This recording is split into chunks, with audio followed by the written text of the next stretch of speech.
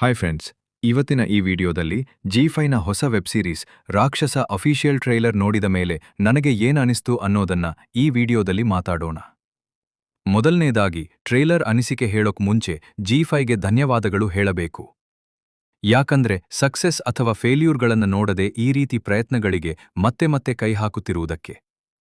ಇನ್ನು ಟ್ರೇಲರ್ ಬಗ್ಗೆ ಹೇಳಬೇಕಂದ್ರೆ ಸ್ಪೆಷಲಿ ಉತ್ತರ ಕರ್ನಾಟಕದವನಾಗಿ ನಮ್ಮ ಕಡೆ ಜಾಸ್ತಿ ಎಕ್ಸ್ಪ್ಲೋರ್ ಮಾಡ್ತಿಲ್ಲ ಅನ್ನೋ ಒಂದು ಫೀಲಿಂಗ್ ಇತ್ತು. ಬಟ್ ಈ ಟ್ರೇಲರ್ ನೋಡಿದ ಮೇಲೆ ಜಿ5ನವರು ಕನ್ನಡದಲ್ಲಿ ಯಾವ ರೀತಿ ವೆಬ್ ಸೀರೀಸ್ ಸ್ಟಾರ್ಟ್ ಮಾಡಿದರೋ ಹಾಗೆ ಉತ್ತರ ಕರ್ನಾಟಕದಿಂದಲೂ ಕಂಟೆಂಟ್ಗಳನ್ನು ಸ್ಲೋಲಿ ಎಕ್ಸ್ಪ್ಲೋರ್ ಮಾಡೋಕೆ ಶುರು ಮಾಡಿದ್ದಾರೆ ಅನ್ನೋದು ಖುಷಿಯಾಯಿತು.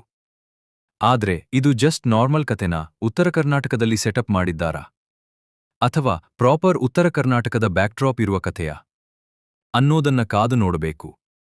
ಇನ್ನು ಟ್ರೇಲರ್ನಲ್ಲಿ ತುಂಬಾ ಇಂಟ್ರೆಸ್ಟಿಂಗ್ ಅನಿಸಿದ್ದು ತರುಣ್ ಸುಧೀರ್ ಅವರ ಪ್ರೊಡಕ್ಷನ್ ಹೌಸ್ ಹೆಸರು ನೋಡಿ.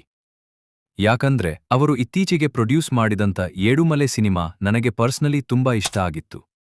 ಅದರಿಂದ ಎಕ್ಸ್ಪೆಕ್ಟೇಷನ್ಸ್ ಪಕ್ಕಾ ಜಾಸ್ತಿ ಆಯ್ತು.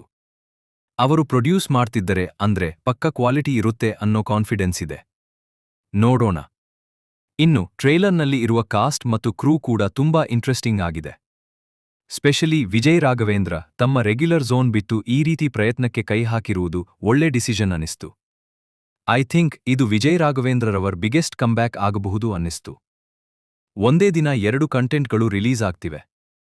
ಒಂದು ಕಡೆ ಸೀತಾರಾಮ್ ಬಿನೋಯ್ ಸೆಕೆಂಡ್ ಕೇಸ್, ಮತ್ತೊಂದು ಕಡೆ ರಾಕ್ಷಸ್. ಎರಡೂ ಕೂಡ ಸದ್ದು ಮಾಡೋ ಸಾಧ್ಯತೆ ಇದೆ ಅನ್ನಿಸ್ತಿದೆ. ಇನ್ನು ಟ್ರೈಲರ್ ನೋಡ್ತಿದ್ರೆ ಮೇಲ್ನೋಟಕ್ಕೆ ಮೊಸಳೆ ಕಾರಣದಿಂದ ಸ್ವಲ್ಪ ಜನ ಮಿಸ್ಸಿಂಗ್ ಆಗ್ತಿದ್ದಾರೆ ಅನ್ನೋ ರೀತಿ ಕಾಣಿಸುತ್ತಿದೆ. ಬಟ್ ಅದರ ಜೊತೆಗೆ ಅದರ ಹಿಂದೆ ಬೇರೆ ಯಾರ್ದೋ ಕೈವಾಡ ಇರೋ ರೀತಿ ಕೂಡ ಫೀಲ್ ಬರ್ತಿದೆ.